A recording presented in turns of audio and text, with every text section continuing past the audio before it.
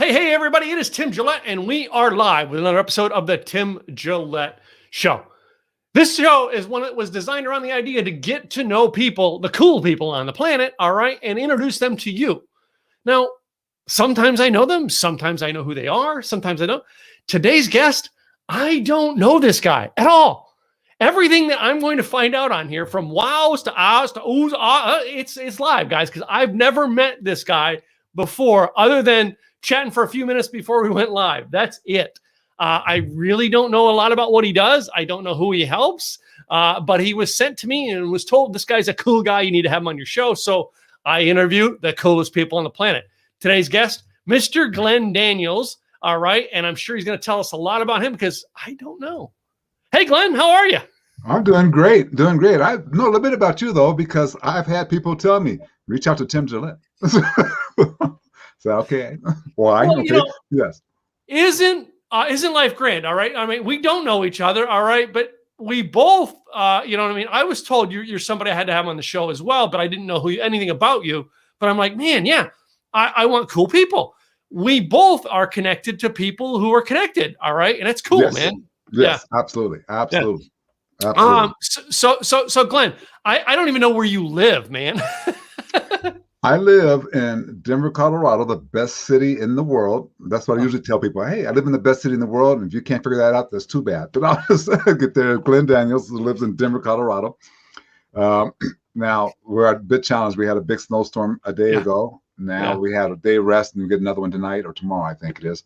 So it's March, April is our snowiest months here. So that's the way it is. Other than that, not even other than that, you get to go skiing, and then the next day you're 70 degrees wearing shorts. Best city in the world. So down here in Texas, we get snow on Friday and it goes away by Tuesday, and then we don't get it for another 10 years. Yeah, that's true. That's true. My folks are from Texas. I spent many long summers down there, so I know. Yeah. Oh yeah, but we have some really hot days in August. Oh, you have some miserable days in August and July for sure. For sure. Yeah, well, when you said that, the best city, it kind of reminds me when I moved here to Dallas 22 years ago from the Northeast. I'm a Philadelphia-born boy. I was born in Scranton, lived in Philadelphia most of my life until my early 30s. And when I came down here, I mean, I'm not an NFL fan, but I was a homeboy. You know what I mean? So I kind of like the Philadelphia Eagles. Yep. So down here, I used to say, buddy, well, hey, I'm an Eagles fan, and we are the most unique fans on the planet. We have two favorite teams. And everybody's like, what? And I'm like, yeah, the Eagles is our number one favorite team. Our second favorite team is whoever's playing Dallas. Yeah. I have family in Dallas too, and my old joke with them, which got me in trouble for the time I was there. I told them, so, you guys really should stop calling yourself Dallas. Take the D out of the name Dallas and call yourself Alice. And my cousin got really mad. She goes, how dare you? That's insulting calling us Alice. This is a football team. I said, well, you played some defense. You could have some defense, but you don't have any defense. So take the D out of your name. She was hot. She was mad for a while. Well, no, I mean, I also used to say I lived in Philadelphia for years. I mean, we had an NBA championship. We had, the Phillies won the champion. The Philadelphia Flyers won the championship. The Eagles had never won a Super Bowl when I lived there. And I said, it would be cool to live in a town where they win the Super Bowl just to be like it. So I ended up in Dallas. I'm like, I might get to experience that. Dallas has not made it past the first round of the playoffs since I've lived here. Yeah, I believe that. So you're the jinx. So go back. No. No. Whatever you do, don't come to Denver. We have a bad enough time as it is with our team. Well, Denver. I mean, you guys had a great run with John. Was it John? John Elway. Yeah. John Elway. Yeah. And then you had Peyton, right? Peyton Manning. Yeah. Peyton Manning got his one. Yeah. Both two legendary players that my hat's off to them. And to me, anybody who wins this, can win a Super Bowl is great. Like, I'm not a Tom Brady fan, but oh my God, I got to salute success when success comes out, man. The guy's successful at what he does. Isn't that kind of the challenge sometimes in just everything? People get successful and we kind of don't like them. Yeah, not me. And don't have a reason. I wasn't a fan of Tom Brady, but my hat's off to the man. And you know what I mean? I hear all kinds of success stories now about him. Like, he's taken pay cuts to put the right team members in. It's like, you hear all this stuff. And Yeah. successful people, and I know you got a very successful business up there in Denver. Successful people, we do what we have to do to be successful. We don't beat our own chests. We build the team, right? You do what you have to do, and you learn to check your ego. Yeah. So you learn to check your ego as quickly as possible. Yeah. So I got to ask. All right. You know what I mean? You're in business. All right. Only thing I know is it's something with publishing. Tell us a little bit about what you do and how you help people. Well, the company is designed to be a publishing company of educational leadership materials to design them and present them, to curate those. So slowly, when this pandemic came around, we really decided to go whole hog into that. Start curating other people, start curating other sources of leadership knowledge, specifically pointed at the nonprofit government financed businesses. Okay, cool. That way we can start putting that information out there. So now you're starting to see a lot of momentum in that area. I still do a lot of speaking, especially when the pandemic is over, still do a lot of speaking, but my speaking is curated from what everybody else has gotten together. You don't get me to go out there and say, this is my work.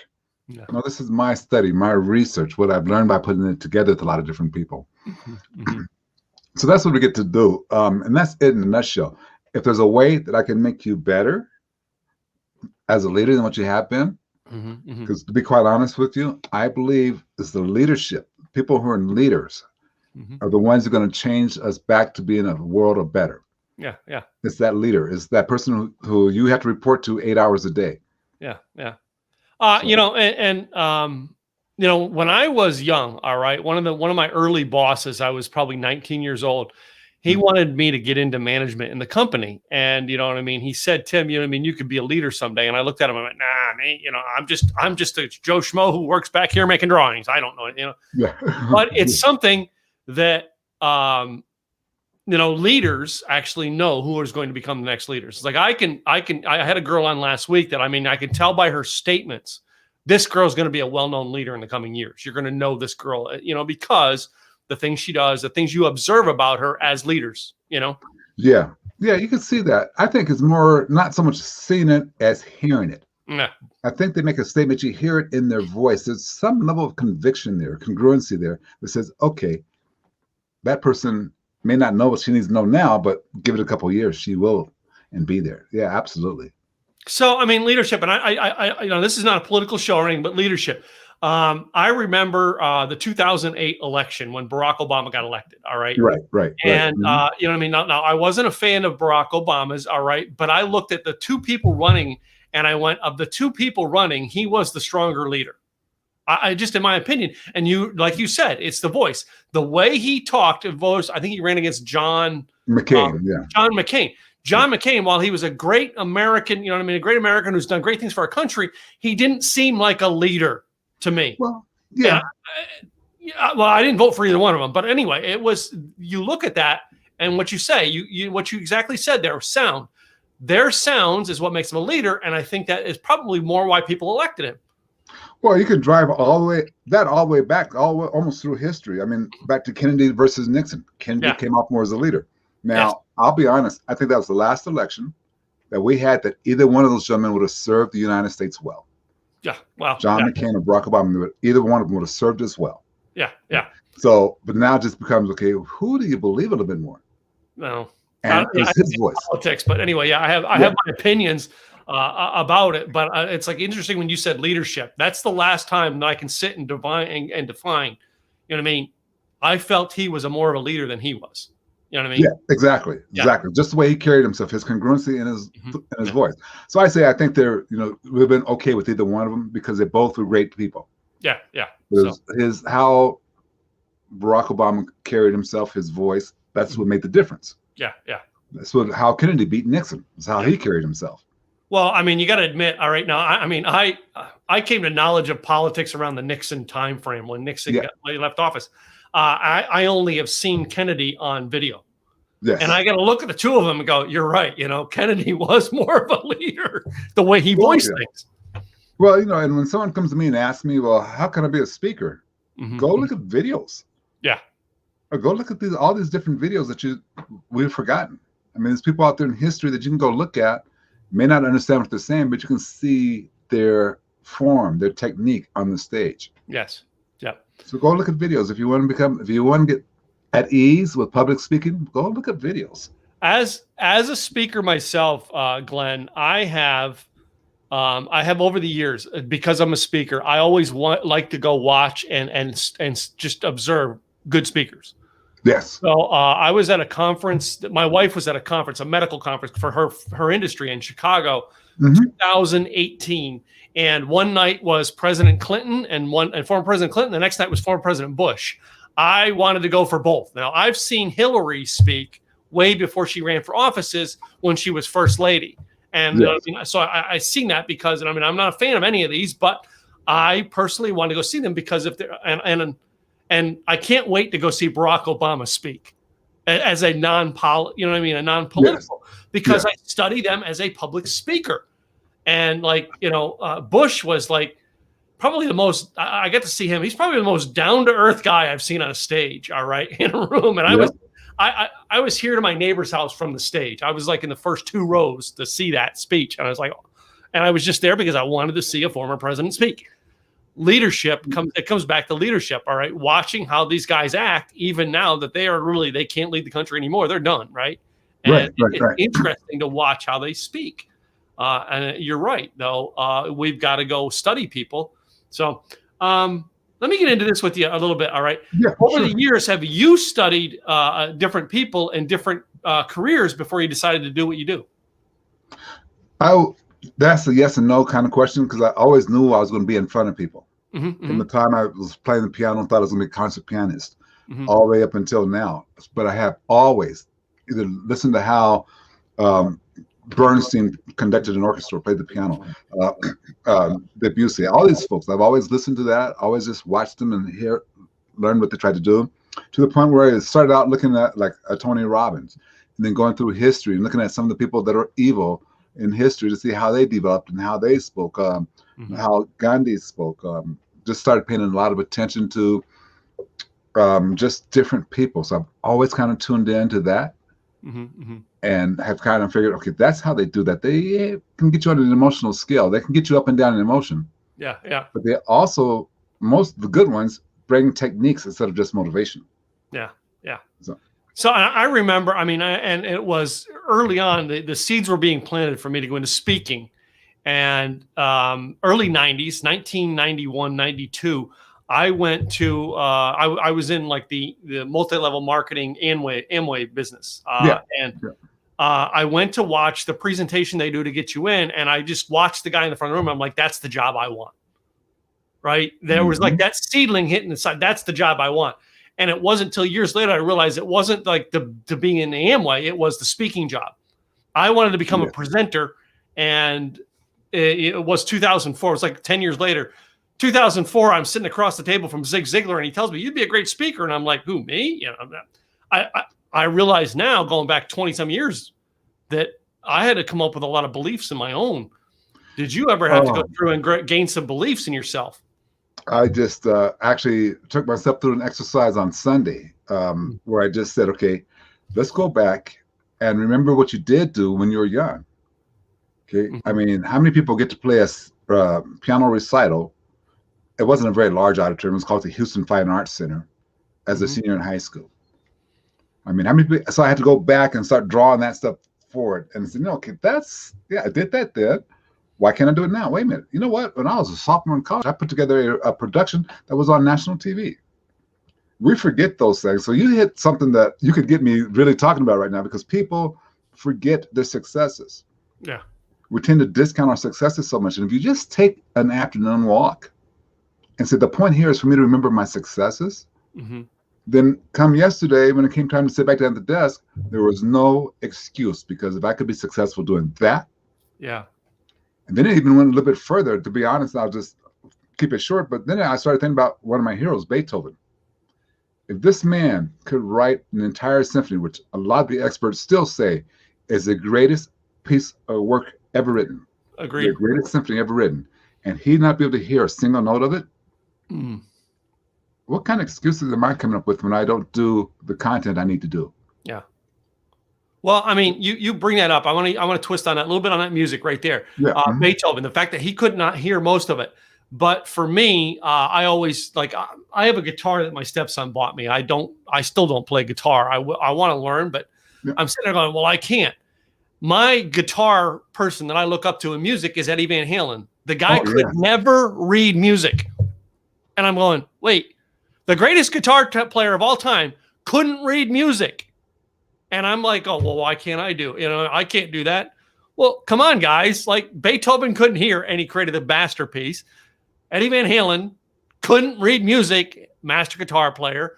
What can you master not knowing what everybody says you have to know? Isn't that a great question? What can't you do? Yeah. I mean, people tell you, well, you have to be able to read music. No, you don't. Yes, it helps, but no, you don't. Yeah. I think you have to be able to hear what you're writing and what you're playing, put it together, and make sure it's voiced right and all that. But no, you don't. Can you speak in front of 80,000 people? Do you have to have the proper Toastmaster training? Now, I'm not dogging Toastmasters at all. That's a very useful organization to help build that self-confidence. Yeah. But it's a click in your head. It's something that ticks in your head. I know, for example, there's people out there who should be getting paid $25,000 to $30,000 per speech that they give. Yeah. Okay. But they don't get that. They get $4,000 to $5,000 because they haven't clicked it in their head yet. So I know that you can go to an organization and if you give them $100,000 worth of effort, you should get paid that. But there's people out there that just hasn't clicked that way yet. There's leaders out there who need to lead people to make them better so that organization can continue to get better. But it hasn't clicked in their heads yet that they're leaders. Yeah. So therefore, that's where I kind of come in. Let me go around you with a little bit of that and give you some skills and techniques so you can have a little button switch in your head real quick. Oh, I know how to do that. I can coach you better. I can counsel you better. Click and go on. So that's people don't reach the whole full height because they haven't clicked this off in their head yet. They say, okay, I am capable. Wow. And how many people have you helped over? Well, probably not numbers, but like people have you helped over the years that like it was like light bulb went on. Like, can you still remember the light bulbs when they go, oh? Yeah, that was part of the exercise the other day too. It was just like, okay, who did I connect with that is really making a difference still in their industry? And I tried to knock that down a little bit, but it was just kind of hard to do because I was all over, over the last 25, 30 years, all over the place saying, oh yeah, that person, I remember that person, I don't know what they're doing. But it is always, that's your kind of your payoff. Is when a room people, you could have 30 people in a room, but if 3 of them, you see the light bulb go off, you're there. Yeah. So, to me, when I speak, Glenn, I want to see somebody pop. I want to see I do.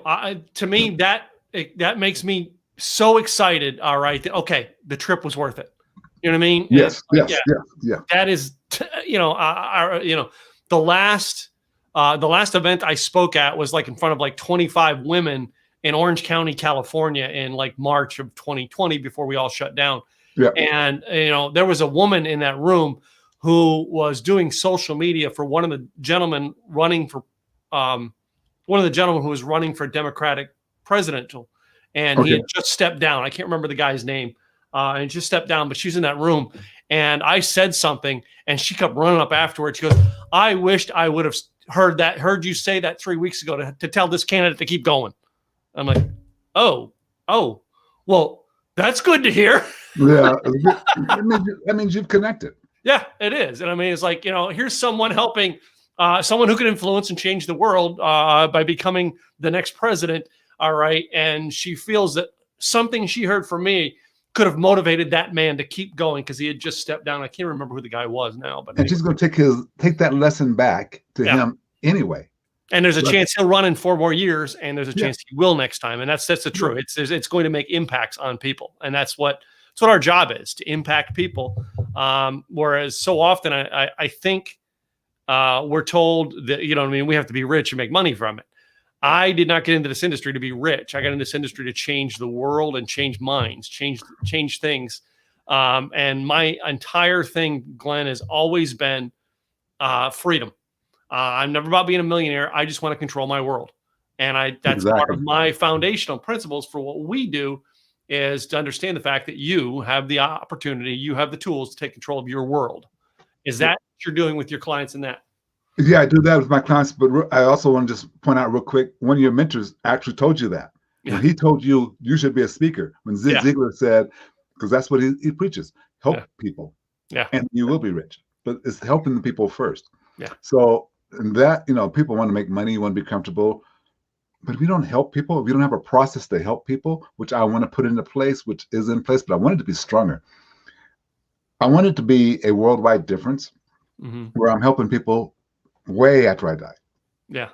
In order for that to happen, I have to be able to connect. I have to be able to tell stories. I have to be able to write stories. I have to be able to find good information to share with people. I have to pull stuff in all the time and say, hey, listen, here's what, I was on Tim Gillette's show. Listen to what he said about this. And play your video, okay? If they want to go out and hire you, fine. It's not a competition between you and me. What it is a competition between me and delivering great content. Well, I do that all the time. Yeah, yeah. And it's Glenn, and it's one of the reasons, Glenn, why I have this show is I'm always introducing the people to other people. I tell my clients all the time that my job is to get you to graduate from what I help you do. Once you graduate, now I want to help you with, maybe I'm going to lead you to somebody else who's going to help you go to the next level. I don't know what your next level is until we get there. And, it's never a competition. It's why I host events. I have speakers and leaders and coaches coming through and speaking all the time, because I don't know who my client's next step is until we meet them. So great points there. Glenn, there's something I always like to ask my guests on the show, and I want to go back and ask you based on some of the stuff you've said already, is when I was younger, probably about 20, 21 years old, I worked for this gas station in Tewksbury, Massachusetts. And a gentleman that was my boss, it was a part-time job, gave me a word of advice that has carried me till this day, kind of similar to what Zig, but he said, he told me when running my shift to run it like I owned that business. Yes. And because of that, I've taken ownership of everything I've done in my life, period, since then. Have you been given a word of advice when you were younger that still to this day drives you? Work and have fun. Work and have fun. Work and have fun. If you are working hard, but it's fun, it's not really work, is it? No. And that's kind of been the key that came from, actually it came later on in life in my mid 30s, where that's what was said, work, but have fun. Work, have fun, work and get your rest, work, but make sure that you're enjoying your work. And that's what's kind of stuck around with me. That's why when I'm in front of a room, I'll have fun. People are amazed at how much fun I'm having. I always start off most of my presentations saying, I have some rules. One of my rules is you don't ever have to laugh at one of my jokes. Don't worry about that, because I'm laughing myself. So I don't need you to laugh since I'm laughing already. Don't worry about it. But I go on. But that's one of my rules. I'm going to have fun. Okay. Let's just get after it. I'm going to have fun with it. Work and have fun. Yeah. Well, my third principle, my three principles is the third one is you got to enjoy the ride. I was a motorcyclist. You got to enjoy the ride. If you don't enjoy the ride, get off and get on another ride. Yes. That was always my thing. Yeah. So and it's hard to teach that. It's getting different now because of the way society is changing. But a lot of people still have that mentality: work till I can retire, get a job and stay there till I can get retired. Because this hasn't clicked yet. Yeah. So it's hard for people to understand. Okay, if that's where you're at, what's your passion? Then use that work to get you to your passion. Like if you want to go on vacation, you like traveling, work, have fun at work, do the best job you can so you can get the next pay raise, next promotion, get longer vacations. You can go on vacations more. But I just think you just have to have fun at work. Excuse me. Just have to have fun at work. Yeah. It is so true. And you know what I mean? It's so many people I know, they have that mentality of, let me just go do what I've got to do until I retire. No, let me go do what I've got to do until I find something better to do. Oh, love that. Tim, that's perfect. Yeah. Because I had these 4 guarantees for life. I used to tell people in life, and number one was, I guarantee you're going to have to do something you don't like. I guarantee it. It's just part of the gig in life. It doesn't mean you give up on life. do the job every time and then, a job. And that comes from a mentor I had, a young lady, had to be about 15, 16 years ago, who basically told me, the things she enjoyed. She worked at this life enrichment seminar, and the thing she liked was working at the seminar. All right. But she didn't get paid to do that. She got paid to run the office at the seminar during the week. And she said, this pays me so that I can afford to do what I love to do. Great connection, right? Yeah. Isn't that a great connection? Way to connect that? This affords those bills. Yeah. I do not like the marketing part of business. Never have. Yeah. But then I started gamifying it, making it a game. Yeah. So now it's kind of a fun game every day. Okay, did you do your contacts? Yeah. How would you rate them? It's kind of a little bit of a game. Have a good week. You know what? I go get a Reese's Pieces candy bar.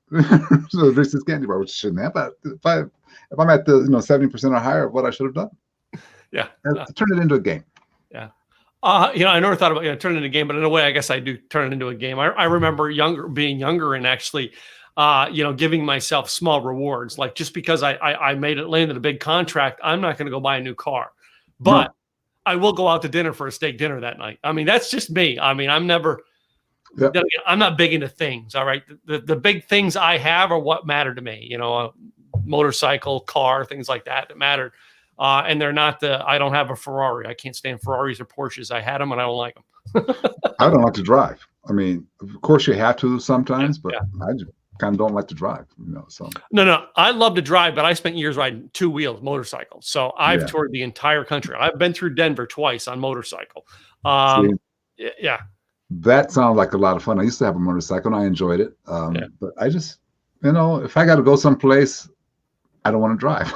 Somebody can drive me. No. I like that theory because I'd rather have a limo and just, you just pick me up out front. When I got to go someplace, you take me. And, to me, it's not reasonable to have someone pick me up. The most driving I've done in the past year is from here to the coffee shop. And it's just not reasonable to have my driver come by, pick me up to take me on to get coffee and drive me back home. But my mom has that driver. It's me.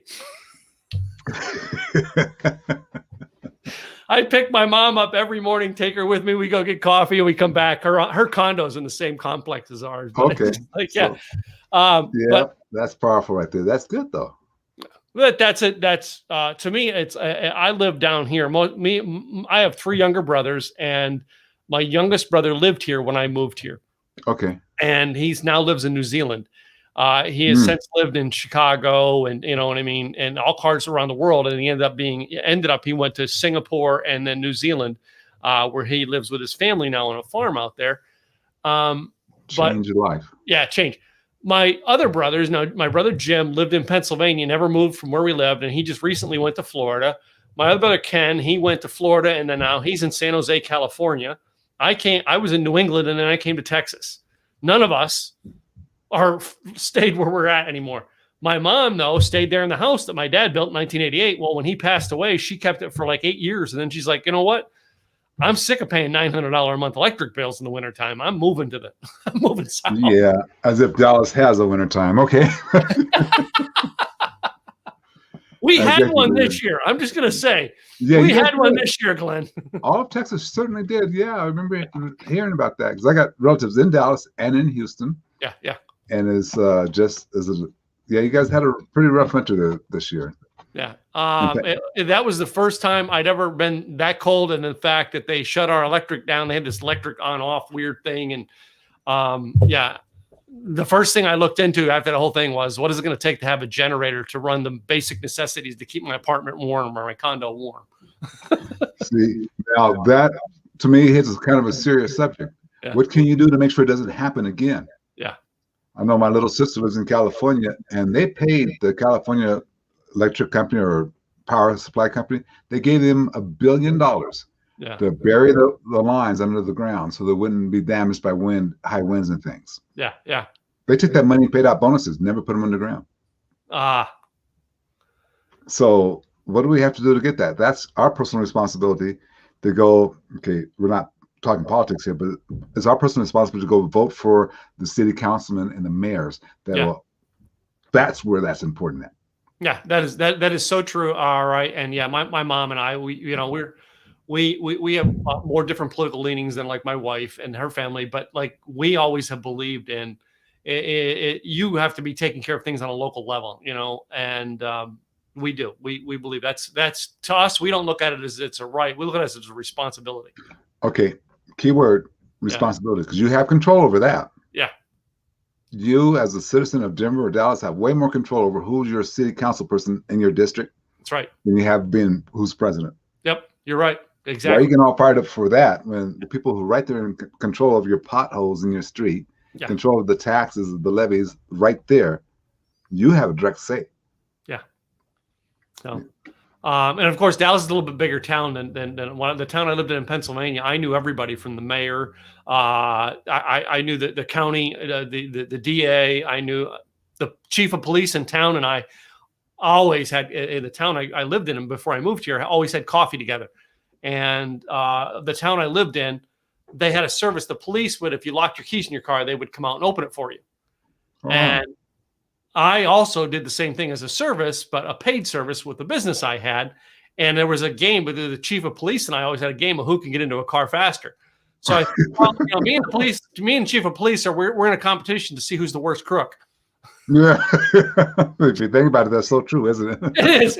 And him and I would joke about it all the time. All right. And one day we actually had a competition because we were both called out because he happened to be pulling up, and we're at a competition who can get in faster. All right. And we're like trying to joke over the car. I'm on one side, trying to joke over the car without letting the person know that we're in a competition.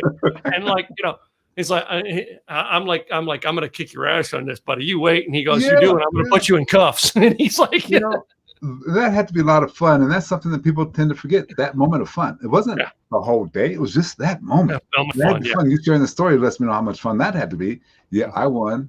Give me your badge. I can see that. So. That's right. I did, and I beat him. I beat him at it. All right, and he had. We placed a bet one time where he bought me coffee for a month.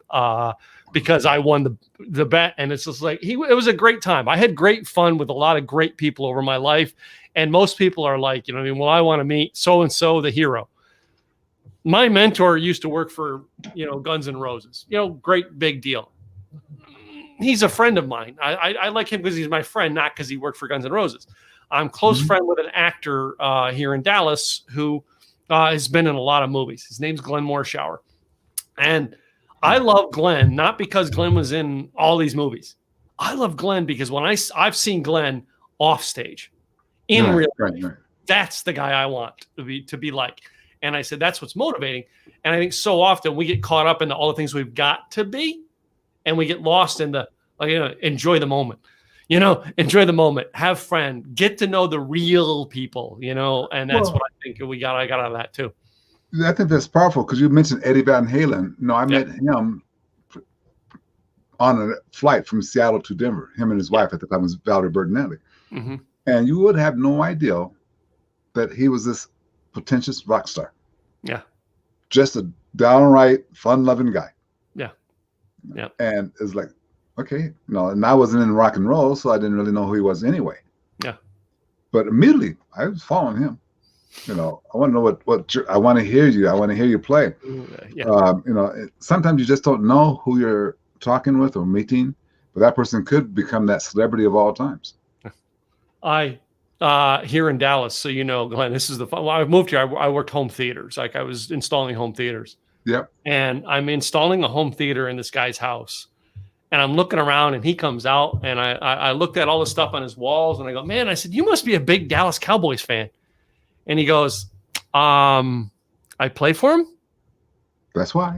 Yeah. Darren Woodson. He still was the biggest thing on Darren Woodson. I had no clue who Darren Woodson was. Someone had to tell me who he was.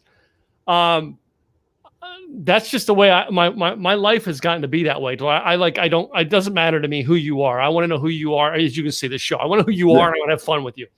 I'm at the Harley dealer one day. And this other one, Nate something or other was another Cowboy player. I can't remember his name now. Nate something or other. Burleson. And he was at the Harley dealer, and I started talking with him about his new bike because I had a bike similar, and I told him all the stuff about his bike and everything. And he goes, "Give me Give me give me your cards. He takes and calls me, and he tells me a voicemail who he is, and keep my number handy because we're going to talk, right? And everybody in the dealership's making this big deal. You met Nate. I'm like, yeah, he's a good guy. That's a cool bike he's getting. He's going to have so much fun with that and everything. I get home and I ask my wife, who is this guy? My wife's like, you did not. Like, how do you meet this? I was like, she died to meet this guy. The guy who's the general manager of the Mavericks, the Dallas Mavericks. Now, our family, we have Mavericks season tickets. We are always at the games and stuff. It's a family thing. Yeah. I knew this general manager when his dad was the coach, and he was like little Donnie.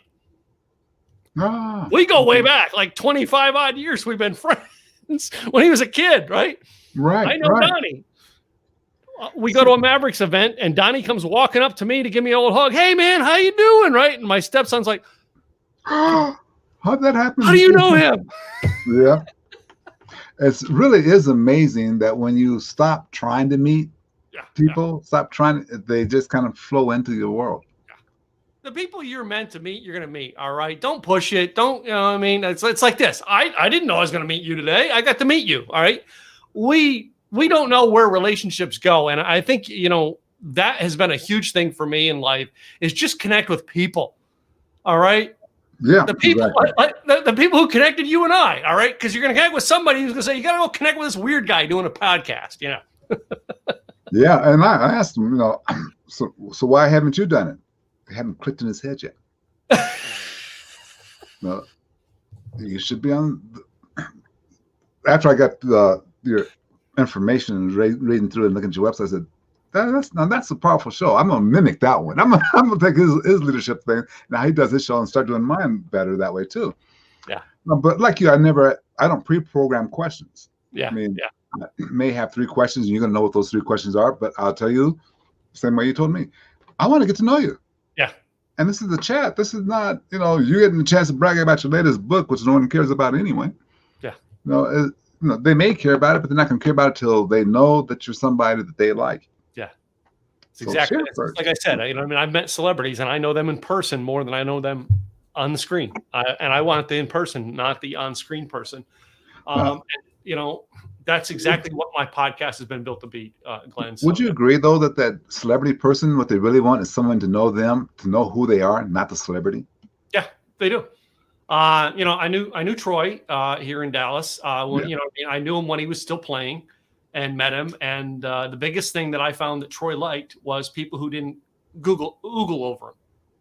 So every time I see him, I was like, hey, Troy, you getting your car washed today? Hey, Troy, when I worked at Starbucks, I made him a hot chocolate one day. I said, how you doing, sir? I didn't go, oh, Troy. No, I just, he's a human being to me, right? And he loved that. And he would sit and talk to me because I wasn't there to oogle over him, Yeah. So when it comes to marketing things, I think that's kind of the key too, is let me get to know you. Yeah.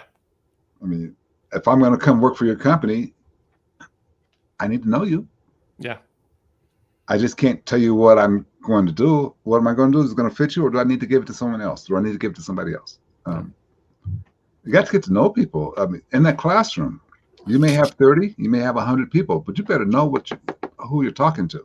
Yeah, exactly. So let me ask you this, Glenn, in your experiences of doing things, all right, have you had a get to know situation where going in, you thought you didn't, I don't know if I'm going to like this person, but I might go through and do it anyway. And then coming out of the other side of it, you're like, oh my God, we're like best friends. Yeah, I have. And as embarrassing as that is, especially the frame we've been going through, talking about, that happens where you have a preconceived notion. You assume this person is this way. Because of the size of the company they have, and all successful CEOs are cold-blooded and rude, and cut you off at a dime. Go into that preconceived notion. And despite all the time that I've been trying to do this, I still do it on occasion. Just did it like 2 years ago, where the lady was running her company, and she just seemed like she was just a hard-nosed lady. And by the time we got through the first 2 weeks. So it was a week on site and a week off of site. By the time we got through doing that, I said, no wonder this lady's so successful, because she's genuine, she's real. For me to decide I was going to treat her differently because of the position she was in, because she had to beat out the old boys network to get to where she's at, which means that she had to be kind of a tough B word, Yeah. It's so wrong. Yeah. No. So wrong. But you learn a lot. But you have to remind yourself. You have to remind yourself that is, until you talk to somebody, stop assuming. Yeah, you're right. So, because of it, I got advice to be a speaker from the best speaker in the world, which was Zig Ziglar. So, if there's anybody who wants to argue that point, they're wrong, because he was the best speaker. Mm-hmm, mm-hmm. So, period. And I'm still very, very privileged, Glenn, that it's just not yesterday, but last Monday, I spoke at their, they do a weekly devotional that Zig started in the 1970s.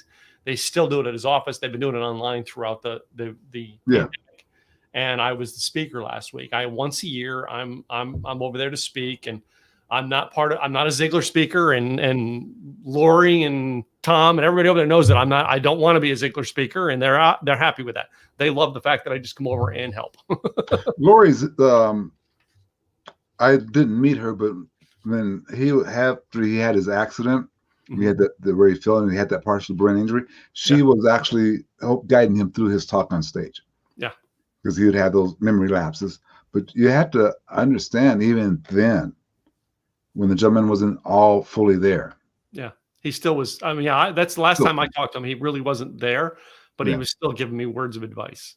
Still stunning speaker. Yeah, was. And so honored that I'm honored to know him, and I'm honored that, you know what I mean, he touched my life in such a way that I've changed what I do and changed what I do to help people.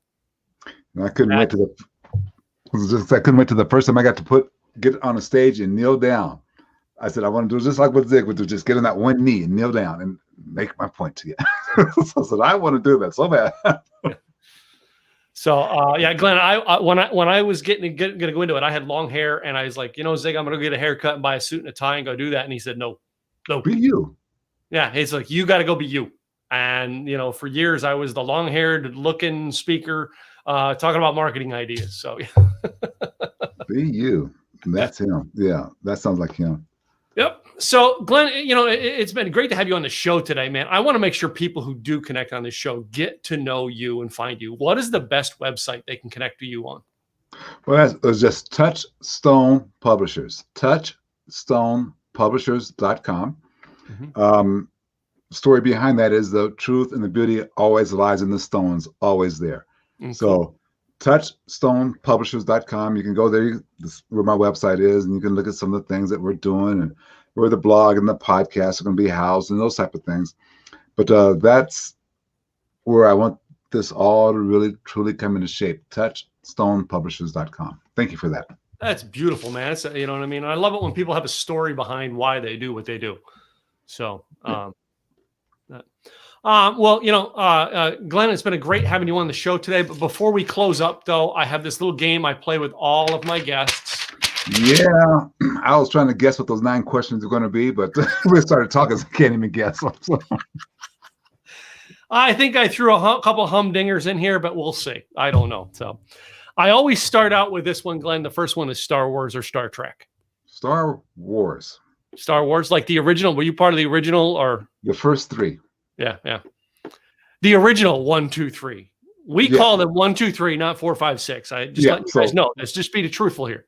Yeah. So episodes 4, 5, and 6 were number 1, 2, 3. Okay, those are my favorite. Star Trek, close second, but Star Wars, yes. Yeah.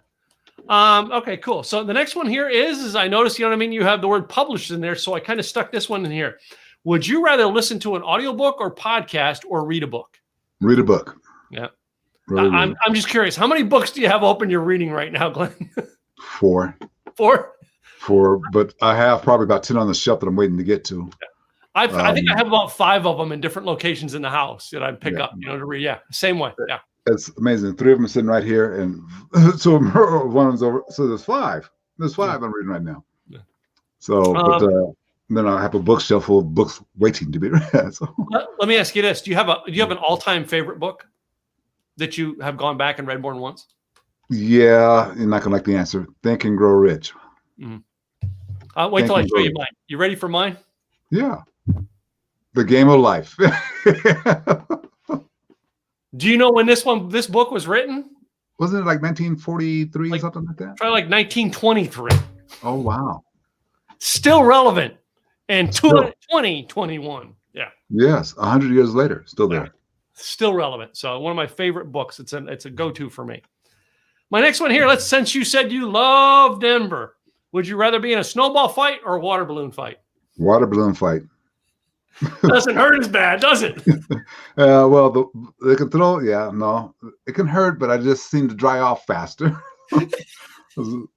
Yeah, no, water balloon. Yes. How do you start your morning? The next one here, number 4. How do you start your morning, with coffee or tea? Coffee. Coffee, black, or like you, an espresso guy like me? I'm a black coffee with cream and sugar and chocolate and everything. I'm black coffee. I'm like espresso with whipped cream.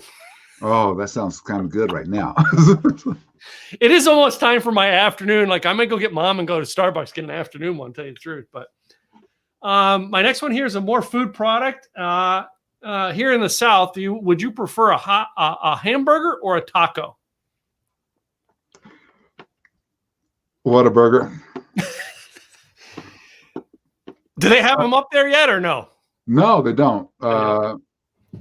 I think In-N-Out was coming first, but then all this came around, so we haven't. If there's a Whataburger, I don't know. I haven't seen it. Yeah, but yeah, everybody knows Whataburgers down there. Yeah, down here we have the Whataburgers everywhere because it's a Texas brand. Yes, yeah. But I love In-N-Out Burger a little bit more. All right, but the two of them, those are two like top contenders.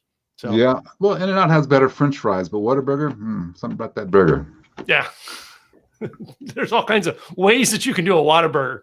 There's like 1 or 2 combinations to do with an In-N-Out Burger. There's like 40 combinations you can do with a Whataburger. Yep. So, well, my next one here is another food question: is pineapple, does it belong on pizza? Yes or no? No. Barely belongs in your mouth, but okay, no, don't want a pizza with that. I love it. Because people that is the one topping on pizza that people have opinions about. Have you ever noticed that? Oh yeah. That's like, anyway. How about pets? Do you have a cat or a dog? Used to have a cat, but not the last 20 years. So yeah, we had when we moved to the condo we had a lake house, and we all the kids were there, and the kids moved out, and the oldest stepson had a cat, 2 cats and a dog, and he can only take 2 pets to where he was going. So he said to me, he said, "Will you watch my cat for me for 6 months until we get another place?" And I'm like, "Sure." 6 months went by. He came by to get his cat, and I said, "Nope, that's my cat now." It's mine now. And he's not going to place. He actually, I created a blog because I do blogging. I created a blog for him and everything. He passed away. We had to put him down the end of February this year. Finally, he just had kidney disease. He just couldn't make it anymore.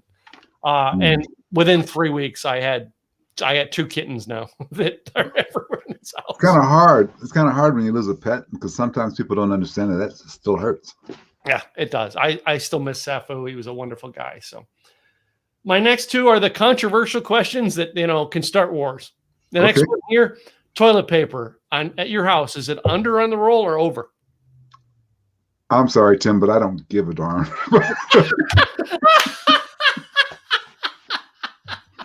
I just don't. Whichever way is in my hand when it's time to put it up, that's the way it goes up. I don't care. Glenn, the people on the show, I've had people on this show that are like these calm, peaceful, Yeah. You ask them that question, then fangs come out, like, over. And there's no other way. I'm like, what happened to peaceful and calm you? Like, maybe that's my Zen moment of, well, I don't care. Oh, I love it. I think you're going to be part of our quotable group now. All right. Well, we have one person who said, I don't care. Yeah. As long as we have it, that's all I care. Yeah, exactly. As long as it's there. My last one is boxers or briefs. There's a combination now that you can get, but before then it was boxers. I'm the boxer brief guy. I just but I was the boxers guy too. Yeah. So it wasn't that hard of a quiz. Roll that up and just throw it away, huh? Did I make? No, I didn't make the trash can. I got a trash can, and like 6 out of 10 times I can actually do that and hit the trash can with it. So anyway, that's your basketball legend. That's as far as I'm getting in basketball. That's about the best I can do. So, well, Glenn, it's been fun having you on the show. Let me one more time say your website so those people both on the audio and video can actually hear it and come get to know you. So it's Touchstone Publishers, touchstonepublishers.com. Yep. So thank you so much for being our guest today. It's been fun hanging out with you. I appreciate it. This has been the most fun I've had in a while. Well, you sound like you're a guy who has fun doing everything. I have fun doing everything, but we can say the most fun. Yeah.